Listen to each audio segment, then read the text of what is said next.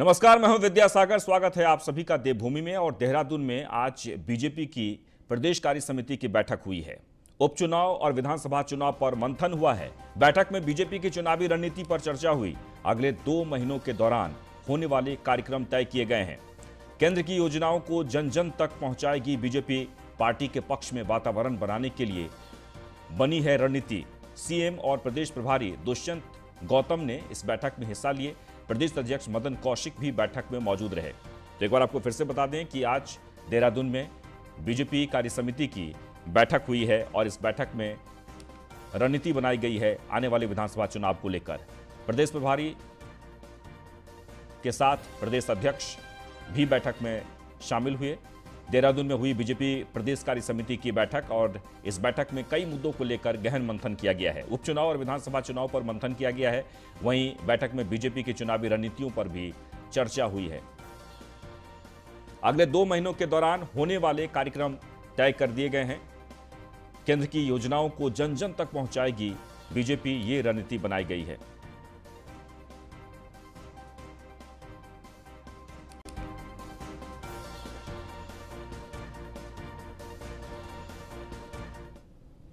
Corona जांच घोटाले पर सीएम तीरथ रावत की 2 टूक, जो भी दोषी होगा बख्शा नहीं जाएगा, यह कहते हुए मुख्यमंत्री।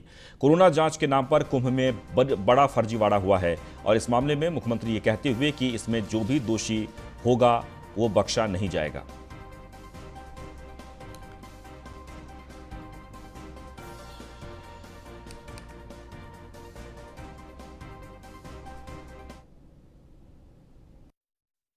जो भी दोषी पाया जाएगा उसके खिलाफ सख्त से सख्त कार्रवाई होगी, ये मैं तय की। जो भी दोषी पाया जाएगा उसके खिलाफ सख्त से सख्त कार्रवाई होगी।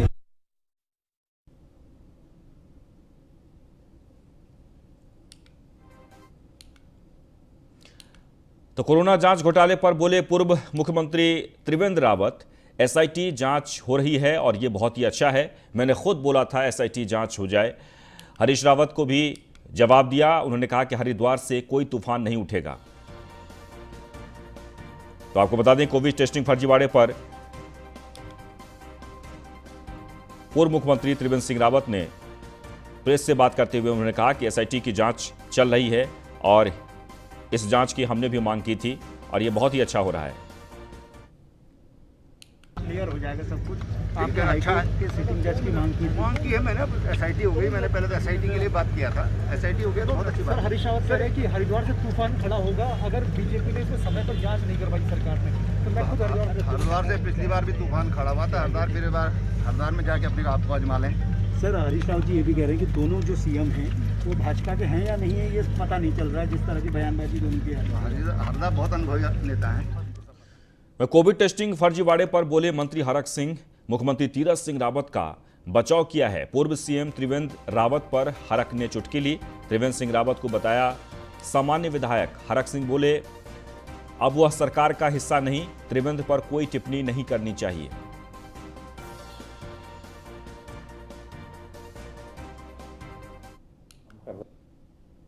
और ये बात तो सच है कि तीरथ जी के समय में कोई, अभी क्योंकि 100 दिन हुए हैं और ऐसा कोई गलत काम तीरथ जी के समय में नहीं हुआ है जिसे हम कह सकें क्योंकि कि ये गलत हो रहा है।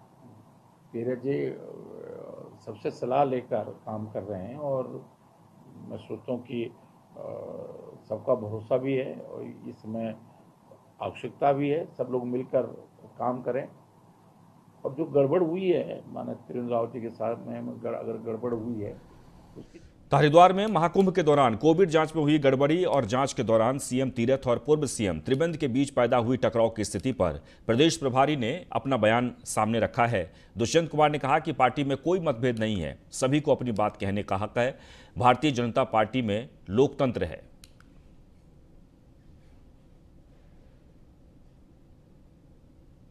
मुख्यमंत्री क्या बोल रहे थे, क्या संगठन से देख रहा? देखिए, कोई किसी के खिलाफ नहीं बोल रहा। आपका नजरिया है, ये लोकतंत्र है, अपनी बात कहने का सबको हक है। हम कोई परिवारवाद से नहीं जुड़े हुए कि राहुल के बाद में अपने प्रियंका आएगी, प्रियंका के बाद उसके बच्चे आएंगे और कोई कुछ नहीं बोलेगा। लेकिन हमारे लोकतंत्र अपनी भाषा को अपने तरीके से कोई भी कहीं भी रख सकता है। तो कुंभ में कोरोना टेस्टिंग फर्जीवाड़े को कांग्रेस मुद्दा बनाएगी। 25 जून को हरिद्वार में गंगा तट पर उपवास करेगी कांग्रेस। कुंभ में आरटीपीसीआर जांच के फर्जीवाड़े के विरोध में उपवास होगा। कांग्रेस की मांग है सीएम पर दर्ज हो 302 का मुकदमा। तो कुंभ में कोरोना टेस्टिंग फर्जीवाड़े को कांग्रेस मुद्दा बनाने जा रही है। 25 जून को हरिद्वार में गंगा तट पर उपवास का कार्यक्रम रखा गया है कांग्रेस की तरफ से। कुंभ में आरटीपीसीआर जांच के फर्जीवाड़े के विरोध में ये उपवास होगा। कांग्रेस की मांग है कि सीएम पर 302 का मुकदमा दर्ज हो।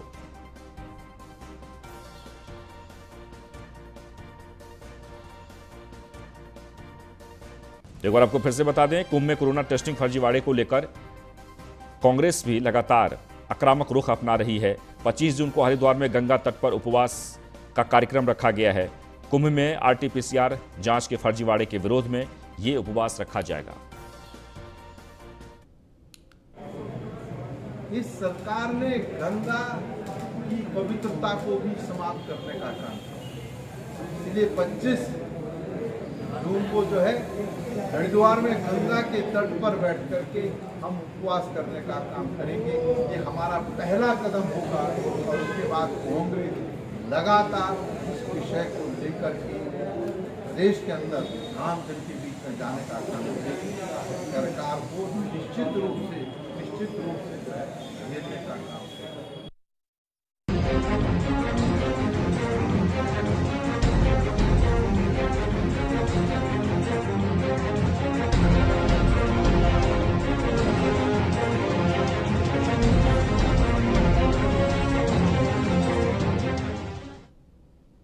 तो उत्तराखंड में आफत की बारिश हो रही है और इस बारिश से कई जगहों पर तबाही देखने को मिल रही है। जी हां, खतरे के निशान के पास पहुंची है कई नदियां। भूस्खलन से राज्य भर में दर्जनों सड़कें बंद हो गई है।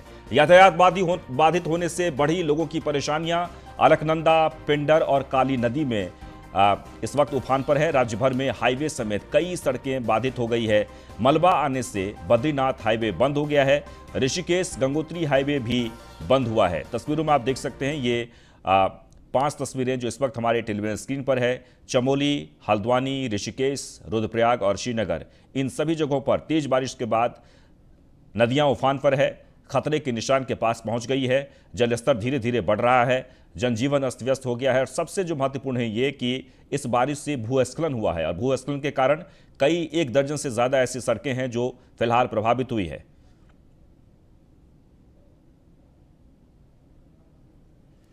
और उत्तराखंड में जिस तरीके से लगातार बारिश हो रही है, ऐसे में मौसम विभाग के वैज्ञानिक रोहित थोपियाल ने क्या कुछ कहा है, सुनिए। नमस्कार, मैं मौसम केंद्र देहरादून से बोल रहा हूं। आज 19 जून है।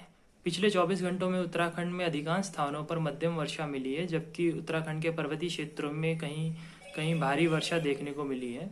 इसमें चमोली और पौड़ी जनपदों में भारी से लेकर बहुत भारी वर्षा भी रही है। आज भी उत्तराखंड में वर्षा का दौर जारी रहेगा और अधिकांश स्थानों पर मध्यम वर्षा मिलने की संभावना है, जबकि उत्तराखंड के विशेषकर पर्वतीय क्षेत्रों में भारी से लेकर बहुत भारी वर्षा मिलने की संभावना है।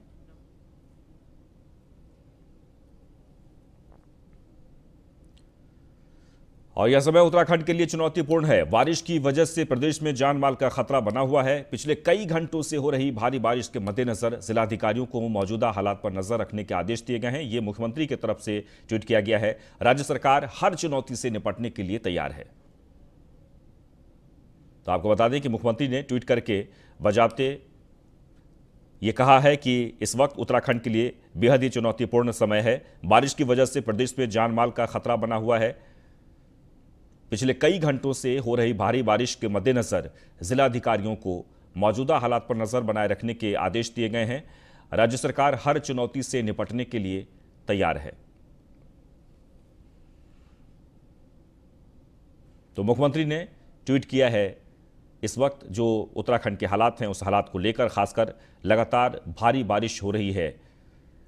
कई जिलों में भारी बारिश के कारण जनजीवन अस्त व्यस्त हो गया है, नदियां उफान पर है और सबसे महत्वपूर्ण ये कि कनेक्टिंग जो है वो धीरे धीरे टूट रही है। तो उत्तराखंड में आफत की बारिश हो रही है और श्रीनगर में नदी के बीचों बीच स्थित धारी देवी मंदिर पर खतरा मंडरा रहा है।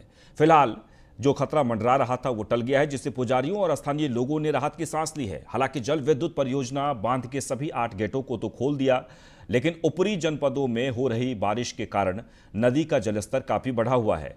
दूसरी तरफ बुआखाल, रामनगर और ऋषिकेश बद्रीनाथ नेशनल हाईवे कई स्थानों पर बंद चल रहा है। वहीं लगातार हो रही बारिश के चलते श्रीनगर गढ़वाल में गंगा की मुख्य सहायक नदी अलकनंदा खतरे के निशान से ऊपर बह रही है।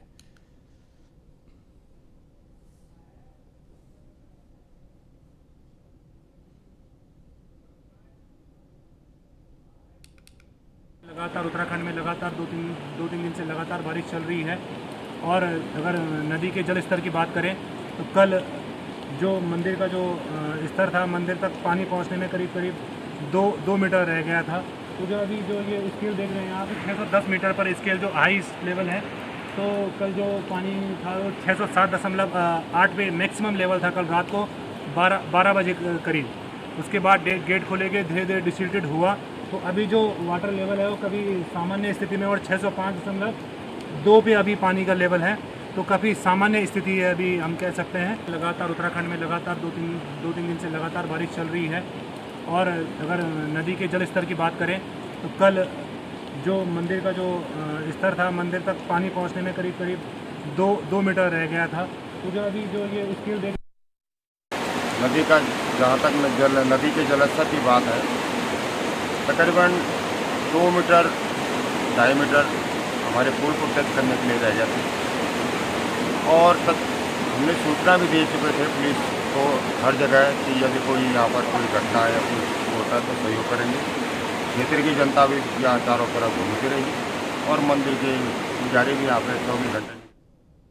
टिहरी के चंबा में ऑल वेदर प्रोजेक्ट NH 94 पर निर्माणाधीन सड़क का पुस्ता धंस गया है। आपको बता दें कि कुछ समय पहले यहां पर सड़क भी धंस चुकी थी, लेकिन बारिश के कारण अब फिर से सड़कों में दरारें पड़ चुकी हैं। वहीं अब गुलरी गांव के ग्रामीणों ने इसे लेकर कहा है कि इसकी जांच होनी चाहिए। ग्रामीणों का आरोप है कि चंबा टनल मोटर मार्ग पर निर्माणदायी कंपनी द्वारा मानकों के अनुसार कार्य नहीं किया गया है। पुस्ते टूट चुके हैं, कुछ में दरारें भी पड़ चुकी है।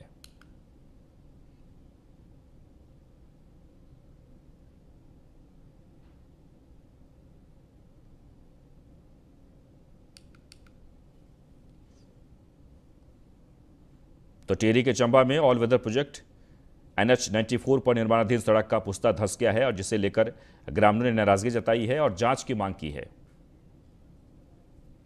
रोड का काम चल रहा था, तो मेरे हिसाब से तो इन्होंने अनट्रेंड ठेकेदारों से काम कराया गया है, जिनके पास न कोई ऐसी क्या अच्छी वो नहीं थी, तजुर्बा नहीं था उनके पास। और बिना तजुर्बे के किए गया जो काम भारत कंपनी के द्वारा जो पेटी कॉन्ट्रैक्टर ठेकेदार थे उनके द्वारा ये काम किया गया है। और उसी समय हमें ये आभास हो रहा था कि ये काम कर रहे हैं ये काम सही नहीं हो रहा है, और वही आज हमको देखने को मिल रहा है। अभी हमारी 1-2 बारिश ही हुई है और पूरी तरह से इनके जो पुस्ते हैं, जो मकानों के नीचे जितने भी इन्होंने पुस्ते लगा रखे हैं, धीरे धीरे करके क्षतिग्रस्त हो रहे हैं। शुरू में ही भारत कंस्ट्रक्शन कंपनी इसमें काम करा रहा था। हमने उस टाइम भी माननीय उप जिलाधिकारी के माध्यम से यहाँ पे कई बार बोला है कि जो भारत कंपनी काम करा रही है इसमें बिल्कुल भी सही काम नहीं करा रही है, क्योंकि ये अभी आने वाली बरसात में ही इसका पहला आपने देखा होगा कि दिखोल गांव की तरफ यहाँ गुलटी की तरफ पूरी रोड धंस गई है, पुस्ते धंस गए हैं। लेकिन हमने पत्र रुद्रप्रयाग जिले में भी बारिश कहर बरपा रही है। लोग भयभीत और परेशान हैं। जिला मुख्यालय स्थित पुनाड़ गदेरा उफान पर आ गया है, जिस कारण 20,000 जनसंख्या वाले नगर क्षेत्र में पेयजल आपूर्ति ठप हो चुकी है, जबकि गदेरे से सटे आवासीय भवनों को खतरा उत्पन्न हो गया है। इसके साथ ही मुख्यालय से सटे बरसू ग्राम पंचायत के ओण तोक का जिला मुख्यालय से संपर्क कट चुका है। लगातार हो रही है, जो यहाँ पे रोड कटिंग हो रही है चिनगढ़ वाली, उसके कारण सारा मलबा नीचे किया गया और जिससे हमारा पूरा रास्ता क्षतिग्रस्त हो गया है। आज स्थिति ऐसी हो गई है कि ये गजरा आने के कारण पूरा रास्ता जो जिसमें हम उस मलबे के ऊपर चल के जा रहे थे वो मलबा पूरा बह गया। रुद्रप्रयाग में बद्रीनाथ ऋषिकेश हाईवे 2 दिन से बंद है। नरकोटा के पास मलबा आने से राजमार्ग बंद हो गया है। रुद्रप्रयाग गौरीकिंड हाईवे भी इस वक्त जगह जगह बंद है। दोनों राजमार्गों के बंद होने से जनता परेशान है। पहले ही बारिश नहीं झेल पाए NH पर बने पुस्ते, बारिश खोली घटिया निर्माण कार्यों की पोल। 2 दिनों से जिलों में मूसलाधार बारिश लगातार जारी है। सामने स्वामी रामानंद संत आश्रम को भी है और इस पार इनके भोजन की व्यवस्था है। तो पहाड़ों में लगातार हो रही बारिश से गंगा का जलस्तर भी खतरे के निशान से ऊपर पहुंच गया है। गंगा नदी 294.35 सेंटीमीटर ऊपर बह रही है। जलस्तर बढ़ने से निचले इलाकों में बाढ़ का खतरा बढ़ गया है। हरिद्वार के श्यामपुर में पशु चराने गए 2 युवक पानी के तेज धार में फंस गए, जिसके बाद दोनों युवकों को देर शाम रेस्क्यू करके बचाया गया। यही कारण है कि आपदा प्रबंधन भी अलर्ट मोड पर है। देवभूमि उत्तराखंड में पर्वतीय इलाकों के अलावा आसमानी आफत ने मैदानी इलाकों में भी जमकर कहर बरपाया है। हरिद्वार जनपद के लक्सर क्षेत्र से होकर गुजरने वाली गंगा नदी का जलस्तर उफान पर है। बाढ़ की परिस्थितियों से निपटने के लिए प्रशासन ने पुख्ता इंतजाम कर लिया है। आपदा कंट्रोल रूम हरिद्वार से सूचना मिली कि तहसील लक्सर के जसपुर रमीरपुर गांव में कुछ लोग गंगा नदी के 2 धाराओं के बीच में टापू है, वहां पर फंस गए हैं। उसके बाद दूसरी सूचना हमें मिली कि दूसरे गांव जो सिखपुरी है वहां पर भी कुछ लोग फंसे हुए हैं। तो इसका संज्ञान लेते हुए हमने तत्काल जो है पुलिस और रेवन्यू के प्रशासन ने मौका पर पहुंचे, गांव वालों को अलर्ट किया और साथ में हमने SDRF और जल पुलिस की मदद मांगी, जो कि हमें समय से मिल गई थी और रेस्क्यू कर लिया गया है। 20 लोग जो है उस गांव से निकाल लिए गए हैं जसपुर से। और इसी के साथ इस बुलेटिन में बस इतना ही, लेकिन आप बने रहे न्यूज़ 1 इंडिया के साथ। नमस्कार।